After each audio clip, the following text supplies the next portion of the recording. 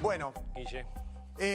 Mariano, con un informe muy particular que decimos involucra a muchísimos argentinos. La asignación universal por hijo y la polémica por la cantidad de requisitos que se piden. Uno de los derechos más importantes que se han creado en los últimos 10 años en la República Argentina y que ha trascendido el color político del gobierno, la AUH.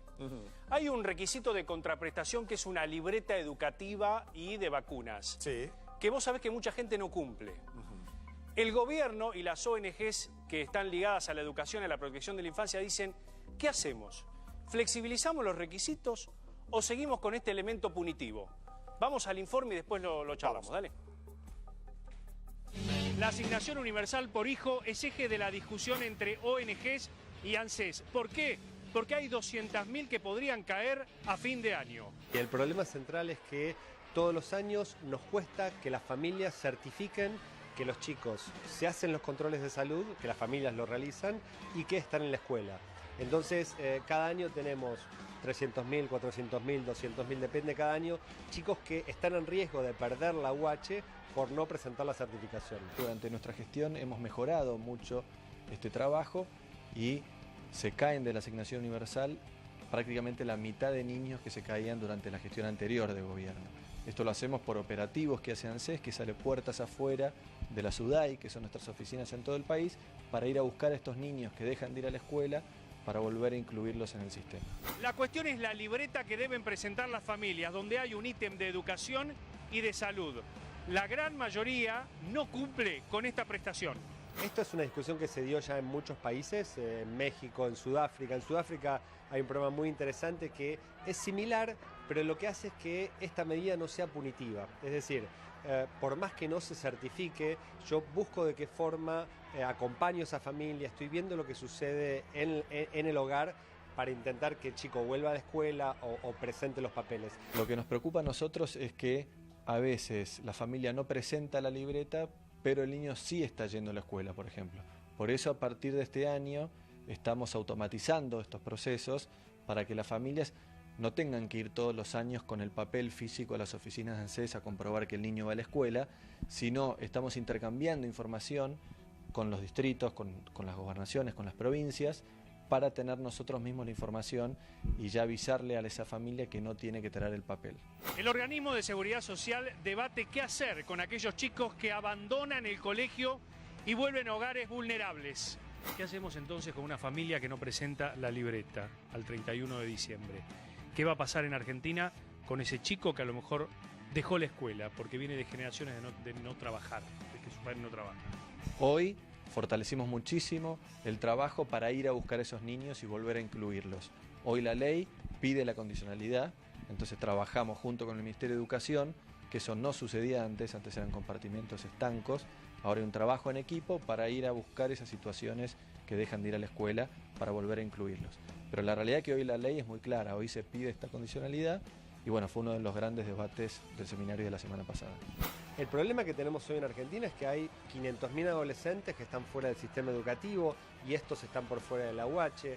El problema que tenemos es que el 50% de los jóvenes que entran en un determinado momento a la escuela secundaria no la terminan el 50%. Entonces hay que pensar en políticas más integrales que vayan más allá de la UH. La UH es un mecanismo que sirve para lo que está previsto, para que las familias no caigan por debajo de un determinado piso, pero complementarlo con otros mecanismos de que los chicos vuelvan a la escuela, de trabajar sobre las familias, de fortalecer los vínculos intrafamiliares.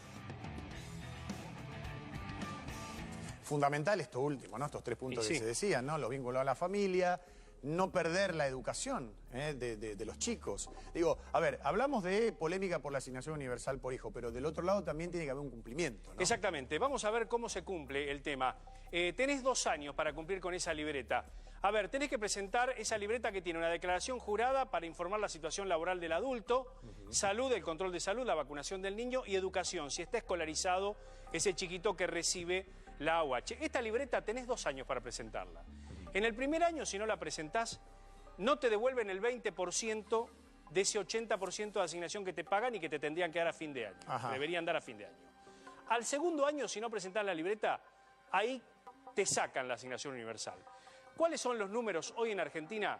hay 1.200.000 casos de niños que no presentaron la libreta el año pasado y que podrían perder a fin de año ese 20%. Es a ver, cuyos padres no presentaron la libreta y los chicos terminan siendo los perjudicados. Y que el año que viene van a cobrar el 80% de la asignación. Y hay por lo menos 209.196 que podrían perder el beneficio hasta tanto acrediten que están escolarizados. Ajá, a ver, vamos punto por punto más despacio.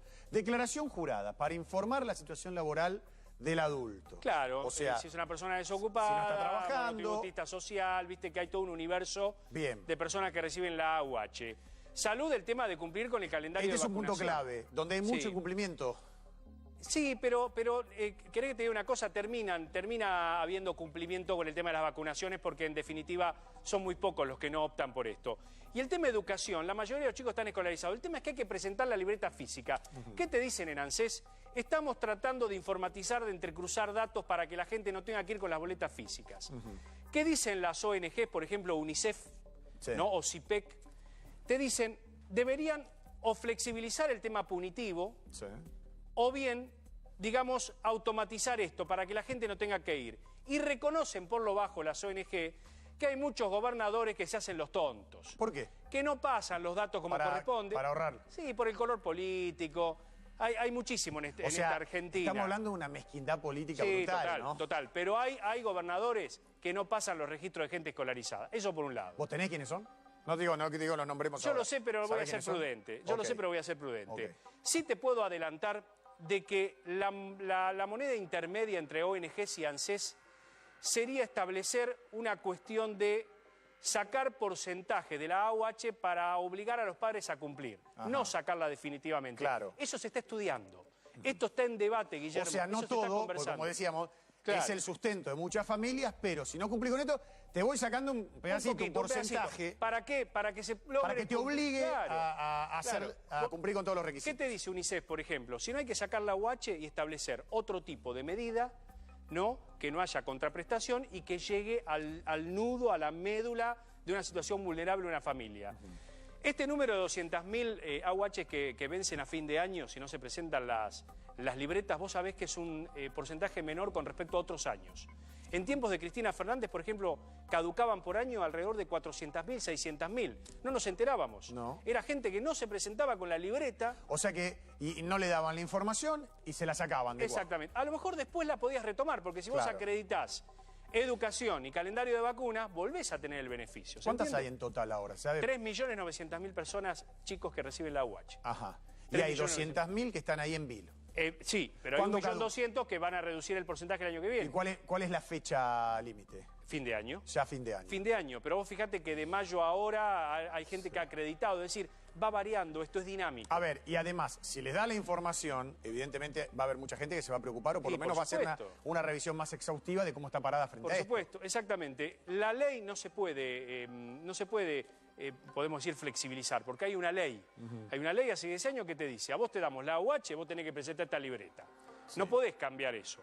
Por eso las ONG dicen, o flexibilizamos, o hacemos entrecruzamiento de datos, o mejoramos, ¿no? Para que el Estado llegue a la gente, recorra, entrecruce datos, o bien se piensa en otro tipo de plan, ¿no? En otro tipo de plan de contingencia. Bueno, nosotros, por lo menos esto que estamos haciendo es fundamental. Sí, por supuesto. Disparar una alerta, una luz amarilla para todos aquellos que todavía no están cumpliendo y que pueden perderlo a fin de año. Muy buen informe, Mariano.